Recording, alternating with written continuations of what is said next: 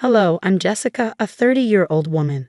I want to share a recent experience that helped me through a tough time with my husband and his family. This happened a few months ago, and even though things have calmed down, I'm still working through the emotions. I think talking about it might help me heal. Let's go back 3 years when I made a big decision, marrying my boyfriend Tyler. We met through friends and had 3 great years together before getting married. Tyler was fun, caring, and loving. He came from a wealthy family and had a good job, so he often bought me gifts and showed me affection. We both loved to travel, which made our bond stronger. As we got more serious, my friends were happy for us and praised Tyler. Tyler was very generous, sometimes too much. For example, he bought me a new laptop when I graduated college. I felt uneasy about not being able to spend as much as he did. I'd say, "Tyler, I'm just a college student. I can't match your spending. Let's try to split other costs at least." But Tyler would insist on treating me, saying his friends did the same for their partners. Over time, I got used to it but still tried to contribute as much as I could. After I got a good job, we started sharing expenses more equally and even talked about moving in together. One day, Tyler suggested, "You can move in with me. I inherited my house from my grandpa, so no worries about rent, but we should split other expenses to keep things fair." Even though I was unsure, he reassured me, and we began living together. We agreed to share the financial responsibilities fairly given our different incomes, and everything was going well until I met Tyler's family. They lived far away, and since Tyler was busy with work, I had to host his parents and sister alone. Tyler warned me they could be judgmental but didn't go into details. He suggested I ignore any hurtful comments. I tried to stay positive, but my optimism faded when they arrived. Instead of a warm welcome, Tyler's parents and sister seemed annoyed. This set a tense atmosphere. During our conversations, it was clear they didn't like me. "So you're the woman Tyler has been seeing," Tyler's mother, Martha, said disapprovingly. "I didn't expect to find you in this house. Do you even pay rent?" "No, Martha, I don't pay rent," I explained. Tyler said the house is paid for, but we split all other bills evenly. I hoped this would clear things up, but Martha dismissed it. "Just because the house is paid for doesn't mean you can mooch off him. This is his house, not yours. Remember that for the rest of your life." The conversation got more uncomfortable, especially with Tyler's sister, Teresa, who glared at me more than she talked. When I asked about her life, she mentioned being married to a wealthy billionaire and brushed me off. During their visit, Tyler didn't support me and seemed to side with his family. Gabrielle and Martha kept criticizing me, making the visit hard. They disapproved of my spending on makeup and skincare, saying it was wrong since they thought I didn't contribute enough financially. Tyler's comments didn't help. He'd say things like, "Jessica was a struggling student when we first met," implying I depended on him a lot, which wasn't entirely true. He'd mention how he paid for everything early on because my job didn't cover my taste for luxury. I was shocked and reminded him we now split our bills equally. I explained that I had always lived simply, both before and during our relationship. Any luxury items I had were gifts from Tyler, which I often told him not to buy because they were too extravagant. Tyler justified his spending by saying his social status required him to give fancy gifts, showing that his generosity was more about impressing his friends than caring for me. After his family left, I confronted Tyler about how they treated me. Unfortunately, he brushed it off. "Don't take it to heart, Jessica. They meant well. You're overreacting," he said, dismissing my concerns. Despite my doubts, Tyler proposed 5 months later, and I happily accepted. We planned an engagement party and split the costs. I was running a small side business that Tyler knew about but never asked much about. For me, it was more of a fulfilling hobby than a big money maker. When it was time to organize our engagement party, I decided to treat myself a bit, and Tyler supported the idea. We shared the expenses, and I even covered plane tickets for my extended family. However, during the party, the criticisms resurfaced. "You shouldn't have spent so much on this party, Jessica," Martha said. "You're draining Tyler's account before you're even married. At this rate, you'll end up with a backyard wedding. I thought you were financially irresponsible, but it's worse than I thought." I stood my ground, saying the party was extravagant, but we both agreed to it. I paid my share, and it was actually Tyler's idea to include everyone. He insisted and didn't mind the expense.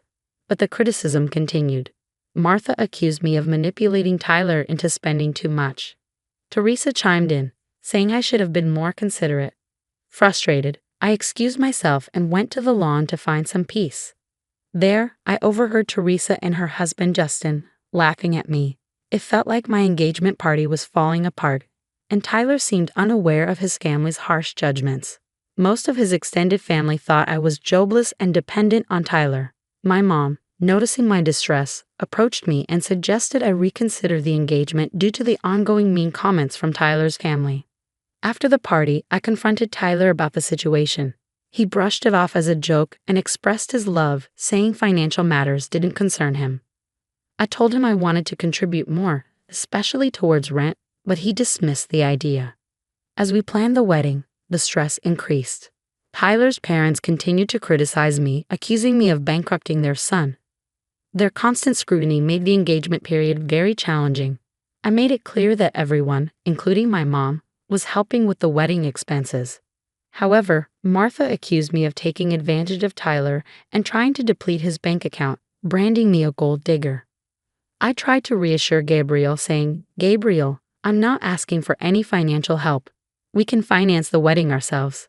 But despite my explanations, Teresa criticized the cost of my dress and makeup on the wedding day, even though my mother covered those expenses.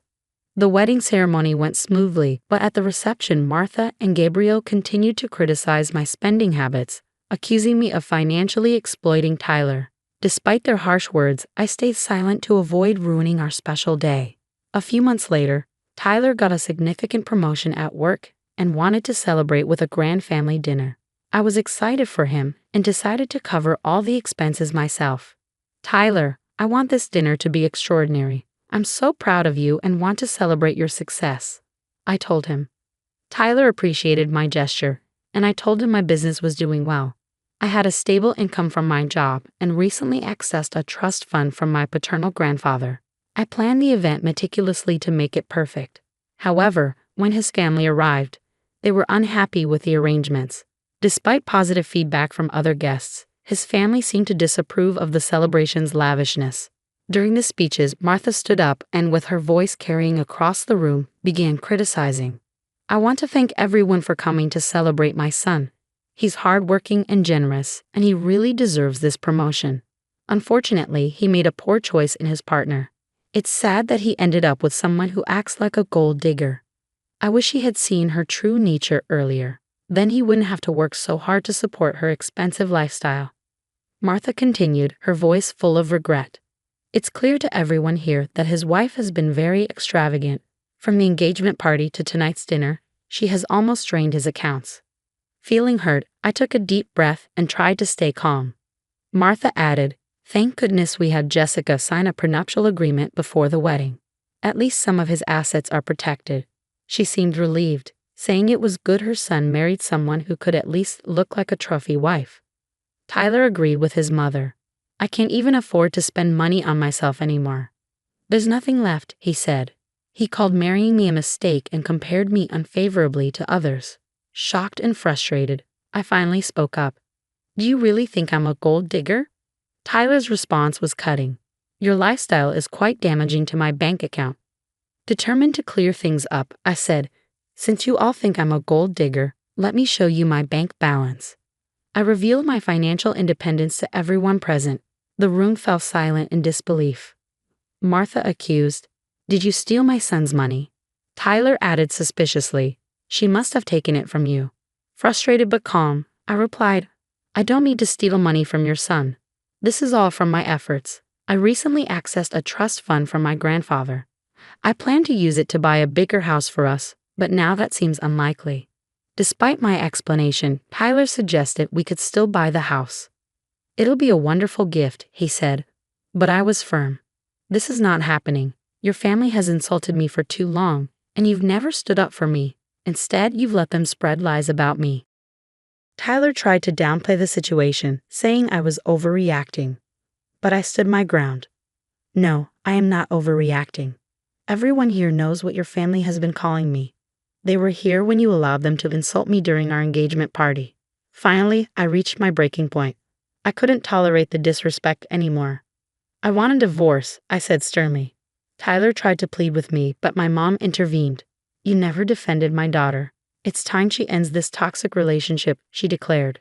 We left the party, leaving behind a crowd of shocked guests. I was resolute in my decision to leave Tyler and move on. My mom's support was unwavering as we exited, marking the end of a painful chapter in my life. After the confrontation, I went to our home, gathered my belongings, and stayed with my mom for solace. The next day, I contacted my cousin, who was a lawyer, to start the divorce process. With the prenuptial agreement in place, it was straightforward, so I didn't have to share my assets with Tyler. The situation escalated when Tyler and his family came to my mom's house, demanding to talk. My mom stood firm and told them to leave.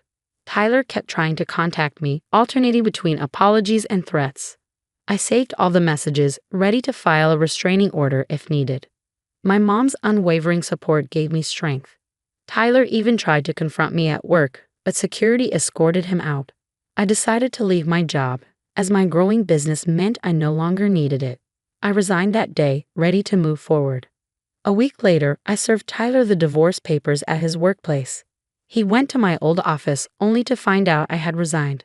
My former colleague said he kept sending flowers and gifts to my mom's house, which we returned. The harassment made me consider relocating. With my mom's encouragement, I found a new house in the next state, a sanctuary away from my ex. As I awaited the finalization of the divorce, the judge ensured it was smooth thanks to the prenuptial agreement. During the 5 months of our separation, I focused on healing and preparing for a new chapter in my life. I settled into my new home and changed my number to avoid Tyler's messages. I heard Tyler's life was falling apart. He blamed his parents for our breakup and faced setbacks at work. His colleagues distanced themselves, and his seniors were unhappy with the negative publicity. His parents spread infidelity rumors, but they didn't gain traction. In contrast, my life began to flourish. I focused on my business and enjoyed my newfound freedom. I started dating again, cautiously, but remained hopeful about finding someone who truly valued me. Though Tyler caused me pain, overcoming the challenges made me stronger. I looked forward to a brighter future, confident in my resilience and aware of what I wanted in relationships and life.